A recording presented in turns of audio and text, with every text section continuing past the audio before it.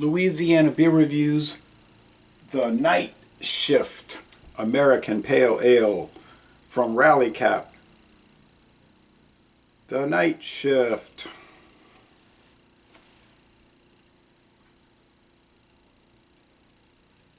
I bought this yesterday at Mathern's Market, and it was $2.79 plus tax, and it's an adhesive paper label on the plastic coated paper label on a clear cylindrical aluminum can. 5.4% alcohol. It says The Night Shift is a Dungeons and Dragons podcast, and it says a collaboration between Rally Cap Brewing and the Night Shift podcast, which I know nothing about. I barely know anything about Rally Cap except they're in Baton Rouge, Louisiana. And they've been around for about 3 years or 4 years. Together, we have created a traditional American Pale Ale, crisp and clean with a touch of hop bitterness provided by Cascade and Centennial hops. Rally Cap Brewing Company, Pennywood Avenue, Baton Rouge, Louisiana. I'd like to visit. It's very small, microbrewery. Okay, anyway.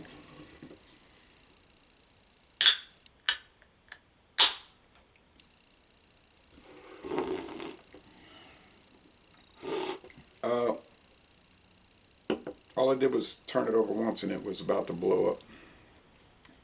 They also have other microbreweries in Baton Rouge. So they have Rally Cap, which is in like the southeastern part of the city. Tin Roof, which is close to downtown, just north of Louisiana State University's campus, close to the Mississippi River. They have, well, that's the two I know of. They might have some more, but they would be very small. They would be very small. All right.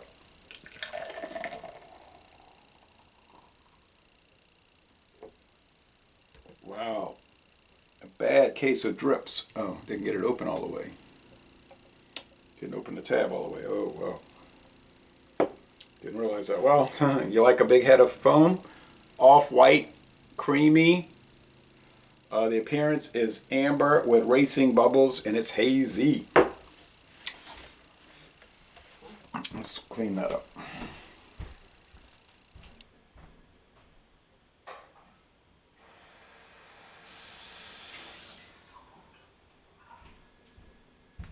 Now people will say, oh, no, don't do the straight in pour. It's going to ruin the beer. It doesn't ruin the beer.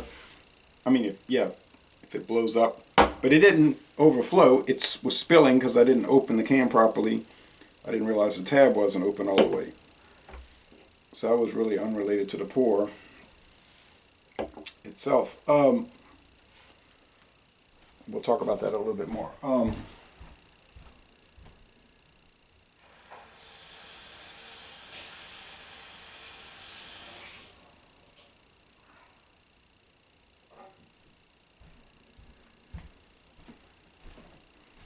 This business about, well, you got to tilt the glass 45 degrees and pour it slowly and then let it rise.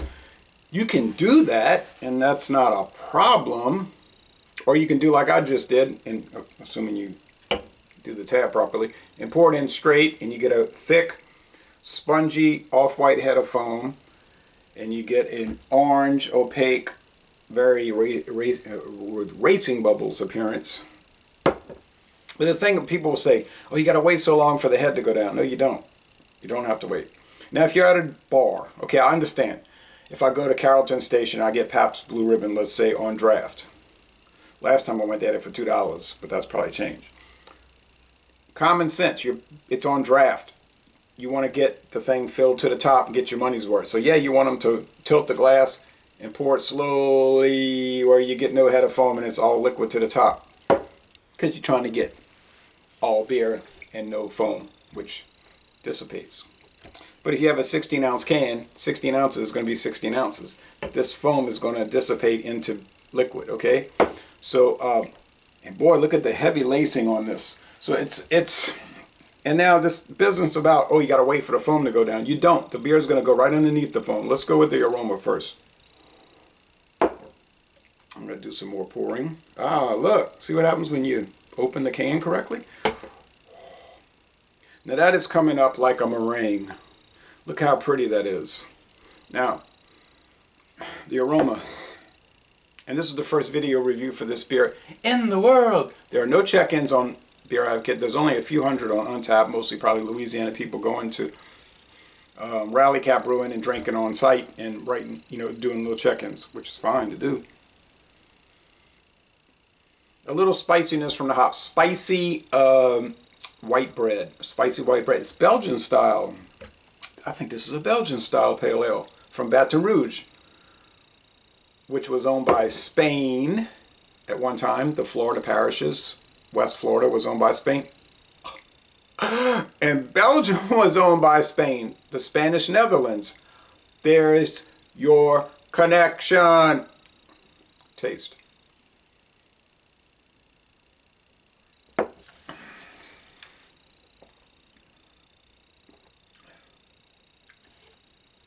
Now, I don't know if Cascade and Centennial is Belgian style, but boy, oh boy, I'll tell y'all, let me tell you here, this thing is a Belgian style pale ale. It's got the spiciness. It's got the spiced white bread crust. It's got the, it's not like cloves, but it's like some kind of,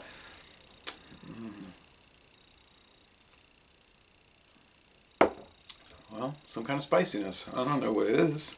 What do I know for spices? And even if I did, wouldn't even matter because of the other thing. But anyway, the body.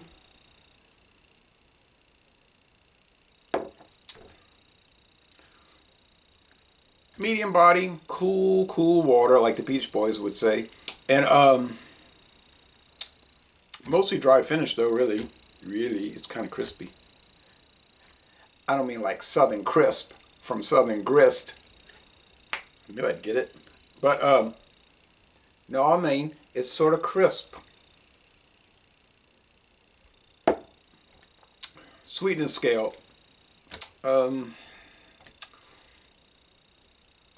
2 out of 5 sugar cubes. And that's pushing it, but we'll say 2 out of 5. Bitterness units, they don't give the bitterness units. We don't know what they are.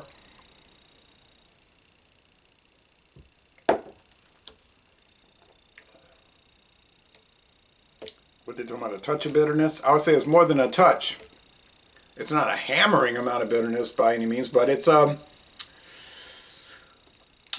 pretty substantial amount of bitterness. Doesn't do like Dale's Pale Ale and go over the edge into India Pale Ale, but it's got it, so I'm thinking around 40, 45 IBUs, which is higher than many so-called IPAs these days. Those, fruit flavored, they're not flavored with fruit. I mean, they taste like fruit. The flavor is like fruit. Well, some of them are flavored with fruit, like the Juice Force. Why would I? So, and those would be like 35 IBUs. I'm like, oh, India Pale Ale, 35 IBUs. Kind of like eating a steak, but no meat in it. It's made with vegetable products. Yeah.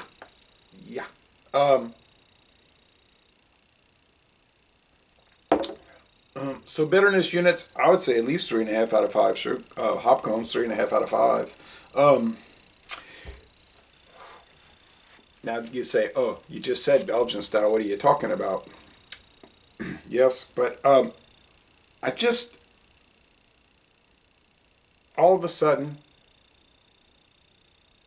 I start thinking about Liberty Ale from Anchor.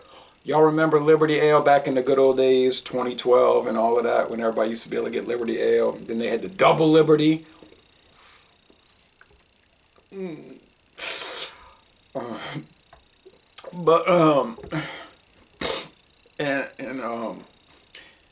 So yeah, it's kind of like Liberty Ale.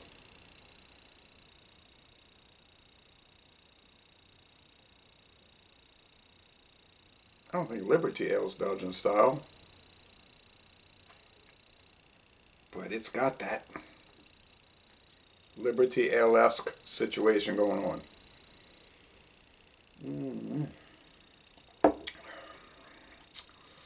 3.5 out of 5. Yeah, 3.5 out of 5 bitterness units. Mostly dry finish. Oh, this thing is on point. I mean, is everything great that I try from Rally Cap? No. Is everything great that I try from Tin Roof in Baton Rouge? No. But I mean, most of them are solid, you know. And I mean, Tin Roof a little bit cheaper.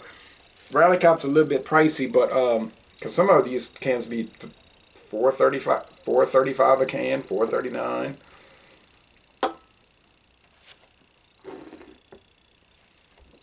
Now you see when the head comes up like that and it's like a lemon meringue pie, that's a good sign. And it was just going to keep rising. I don't think it was going to overflow. I think it was going to hold together. So that's really dynamic. And for $2.79, how can you go wrong? Well, I would say you cannot go wrong. You cannot go wrong, and you will not go wrong. But most people watching this are saying, yeah, but I can't get it. I can't get this beer. I understand that. And I would have said something like, well, you know, just get Liberty Ale and it'd be similar. But then, when's the last time you seen Liberty Ale? When's the last time you seen a whole lot of beers from Anchor Brewing besides the Anchor Steam? And I can't get any Anchor products in this town anymore. Used to have a whole line on the shelf. Think about that. But anyway, I can get this. And look at that spongy head. Oh man, this thing here is like what we missed from pale ales.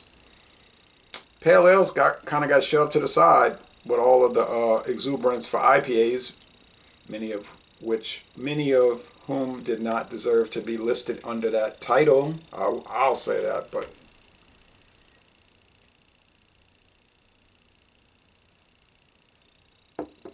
not to mention could not come close to this by any means. But anyway, okay, I don't know anything. Dungeons and Dragons, I remember them. They were playing that in 1980, and they were saying, "Oh, you did this certain thing." But I would say, but this doesn't even make any sense. I don't care. I'm not there. I'm not in a castle. You know, I couldn't even like get into it. I'll say, well, it's. Why you care what level you reach? You know, I say, well, I couldn't relate to it, and they would play it all day, you know, and go to conventions and bring the bag and everything. But and I'm not knocking it if that's what you like to do. People say you watch baseball. That's true. I don't think I'm in the game, but you know, but I'm saying, but you know, I get it's fine. It's so. If you like the podcast, I got some look like some interesting characters here for that. One guy looks like Mick Fleetwood. I think he does. But anyway, so the score here. I swear I'm not knocking any of this collaboration or the game. I'm just saying for me personally, it doesn't relate to me. The beer drinking, yeah, but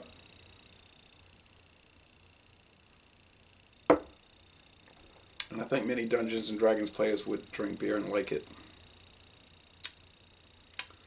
Everything is like totally perfect, and you would think a little small brewery like that, they would make all kind of mistakes. Well, not in this one. I think they got the bitterness correct, the body, which is medium, the finish, which is mostly dry, the sweetness, which is low, relatively low, and just the overall composition of it, pretty much perfect. So if you're looking for a fantastic, I say Belgian style pale ale, but the company may disagree. If you're looking for a great Belgian style, in my opinion, pale ale, the night shift, you're probably not going to find. You're probably not going to find it, but yeah, it is. But some of y'all order from these companies like Tavor and all that ship you all kind of obscure products. You might be able to get this. You could look it up. They might send it to you. I knew it. Look at all this sediment. There are. It looks like somebody sprayed powder and the little pieces of grit stuck. All the tan grit everywhere. And when I did this swish and pour, it really clouded it up. Oh, great product. So $2.79. Yeah, I mean, if you order it, you're gonna have to probably pay $1 more, but it's worth it, you know. So definite A+. We're gonna go with A+. Hard to believe on a pale ale, right? But it's a legitimate style like brown ale. Sometimes it's hip to be square, you know. And I'm going to go with 98 out of 100. 9.8 out of 10. An outstanding pale ale from obviously an outstanding brewing company. And I'm going to end this review by saying y'all go to Baton Rouge and tour the Rally Cap Brewery.